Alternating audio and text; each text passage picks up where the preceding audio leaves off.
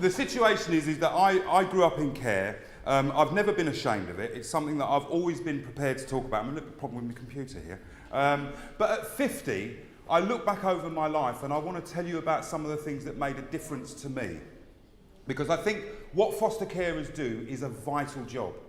I was unlucky enough to be around in the time when it was popular for people to be in children's homes, so I didn't have that fostering experience.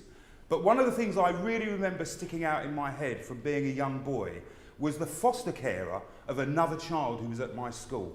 Her name was Paula. We're still in touch these days. And I was really chuffed to find out years later that her mother, Paula Player, was awarded an OBE. And I thought that was really fantastic that she was celebrated in this way. Because I can tell you now, all the children who were in my children's home wanted to live with Mrs. Player. She was the sort of woman who, this is before fostering was professionalised, who was offered a child with disabilities and she didn't have enough room in her house, but she had a garage. And I can remember when she converted that garage into a disabled access room with a shower so that this young person could come and live with her.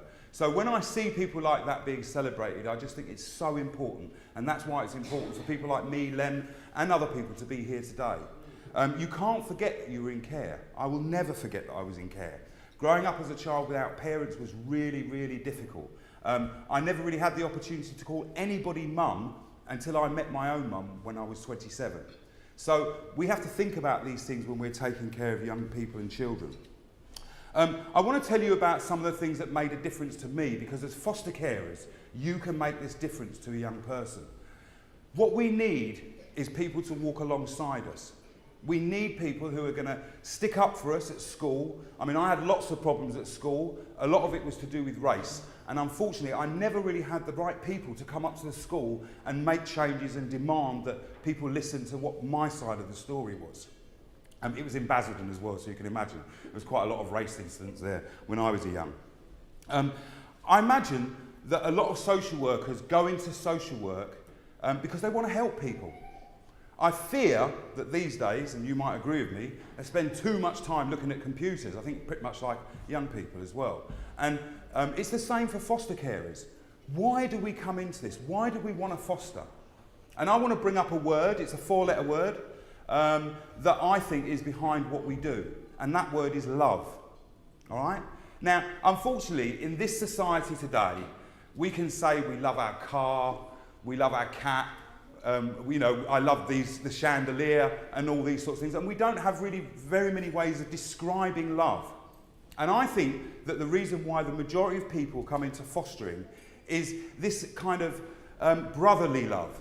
And I'll define that for you. Brotherly love is when you want to do something for somebody else when there actually isn't something back in return for you. And I think that's the kind of love that we should be expressing to the children that we're taking care of. It's very difficult. Who can remember the days when they were teaching us to do side hugs? Yeah? Hopefully that's all gone out the window now. And we can properly hug these children and make them feel loved and make them feel secure. Because one of the things that I find familiar with a lot of people who have been through the care system, myself included, is that we find it very difficult to love. And I think if you are an unloved child, you're not going to know how to love. And that's important for us for when we have our own families as well. I want to tell you about a young boy. When he was a teenager, he had a big interest in theatre. He might have been causing trouble during the week and all the rest of it, but he never missed his theatre class. And when he got to 16, he auditioned to go to drama school. It was a big dream of his, and he got into the drama school. He went to the local education authority, and they gave him half the money to go to the drama school. He went to the local authority, who were his parents, and asked if they would pay the other half of the fees. We are talking in the 80s, and the answer was no. And in a way, when that happened, this young boy went off the rails. He was on a course to do well in drama, but unfortunately that no scuppered all of his plans. He was in sixth form, so he was trying, and he then was living independently at 16. We're still doing that with young people without the right support, and that's wrong. And that young person I'm talking about was me. And one of the things that when I was a kid, I was always being told I was a gossip, I liked talking too much, Why do I have to broadcast everything? And it's really funny that I actually ended up working for the BBC for 25 years. So it may well be, subliminally, I was being told that I mustn't broadcast this, I like talking, this, that and the other. And actually it's how I made my living. And I want all of you who are foster carers to look at these children and don't just think about the here and the now. You've got to be thinking about their future. What are they going to do after they leave you? I've worked with kids who have had real traumas and real problems, and they may have had one interest in life. I'll talk about one boy I'm allowed to talk about him. His name's Jerome. And when he was a teenager, the only interest he had was in being a jockey.